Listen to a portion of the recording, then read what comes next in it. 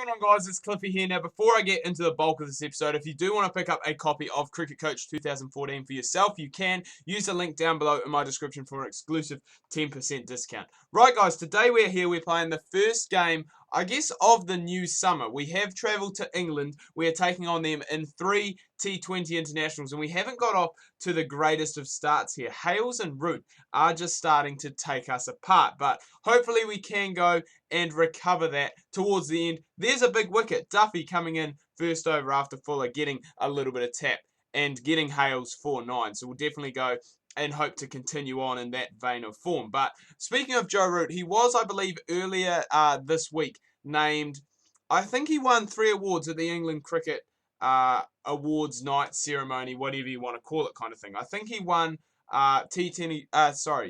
overall men's player. I think he won one day player and test player of the year for England. So well done to him for going and doing that. And he is such a class act, obviously still a very young age, so he still has a lot of time left to go. And today, I'm a little bit concerned because we are only really playing the 5 bowling options. And both Fuller and Duffy have been absolutely taken to in their first couple of overs. 51 for 2 they were after 3. Duffy's pulled it back a little bit with that one there, but I'm not really too sure what we are going to do here. Probably going to have to use Kane Williamson for a few overs because Fuller, as I said, has just been absolutely taken to today.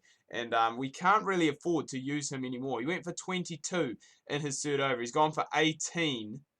18 off 2 overs. Oh, sorry, he's gone for 36, which is an economy rate of 18 after those 2 overs. So we really do need to go and, I guess, try and get something going on. Otherwise, we are looking down the barrel of a very, very big run chase heading in to the second innings. So we just need something to go and slow it down. But 78 for 2 going at 13 and over is absolutely crazy. So we are going to switch to Kano, and hopefully we can get some wickets. Well, not even some wickets. We just need some economical overs out of him, which we've kind of got there with a 9. It's better than what we have had in the past. So, I mean, even we can just get another over out of Kane and then, you know, try and go from there. But that is what we needed. We needed that LBW, and we have gone and got it. So Ballant's gone for 34, and he was looking very, very dangerous. So Noemba Barnett is doing his job. He's the guy who comes in, bowls his little dibbly-dobblies, and manages to pick up a wicket for us. So we can't complain too much about that. Better over from Kane. He only went for 5 in that last one. So we're going to keep him going. Maybe the mistake that we used him, possibly one too many, but I think we have gone and really changed things back in our favour a little bit in this game. And there's another one. So Noemba Barnett, with his second to last ball, does manage to go and get Root. And still in a very good position here, the English cricket team. Don't get me wrong. But we have gone and made it quite a bit easier on ourselves with those wickets that have gone down. Both these players aren't in. They aren't set. And that is really what you want heading in, you know, to the last, into the last 8 overs. That really is what you want. And we have gone and been able to change that around just a little bit. And there's another one. So Bairstow gone. He really struggled today. 18 off 21 with the bat for him. And Milne is just, for me, Milne does such a good job. Oh, he was a guy that I did like to use at the top. I like to use him with a new ball. But I've really saved him now, and he really has become a guy for me who I can bring in at the 12th over, bowlers 4 straight at the back end of the innings, and quite often, or more often than not, he will go and deliver the goods. And I mean, he's doing that here today. He's 2 for 9. I make that 2 for 10 off his first 2 overs. So he's definitely going and doing the job. And England, who were looking like they were going to score an absolutely massive total, I guess have really... I mean, this is probably the strength of New Zealand in this career mode. I mean, we do really seem to excel when we are bowling to the tail. The tails never wag against us. And from the position that England were in, I think they were 78 for 2 after the first 6 overs. For them to finish up only 132 is very, very disappointing for them. And I think Tim Southee actually got a hat-trick to finish things off. So well done to him.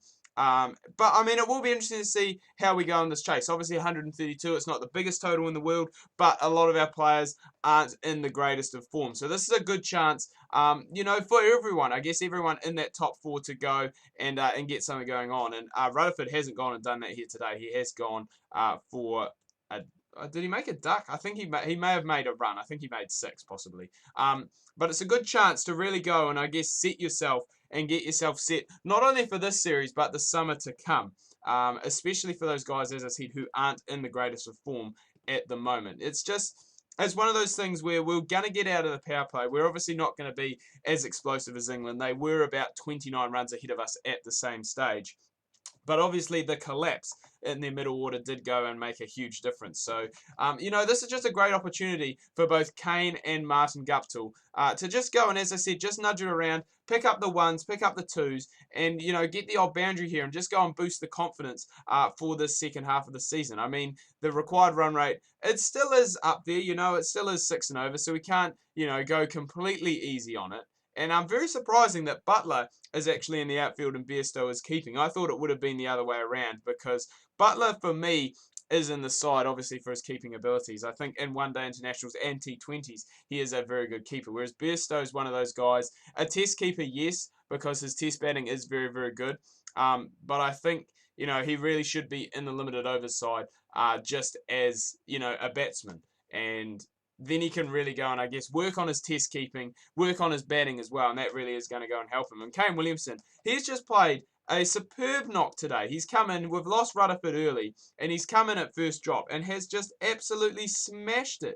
He has gone, he's picked up 78 of 59 deliveries, so not the most hastiest innings in the world, but we do get there in the end with about I think 3 overs left to go. Yeah, 2.5 overs left to go. Kane Williamson, as expected, man of the match for his 78 not out. But you can't go past the spell that both Adam Milne and Tim Southey had towards the back end of the innings. 2 for 10 and 4 for 16 respectively. Really went and kept England down below what was a very below par, as we said with the start that they did get. Anyway, guys, I'm going to wrap things up here. Do hope you've enjoyed this video. If you have, please remember to leave a like. If you are new, please do subscribe. Make sure you check out my Facebook and Twitter. Links that can be found down below in the description. Hope you're having a good weekend so far. Make sure you tune in tomorrow. I've got Cliffy's Champions League. Boy, oh boy, we are getting close to the semi-finals there. Make sure you do not miss that.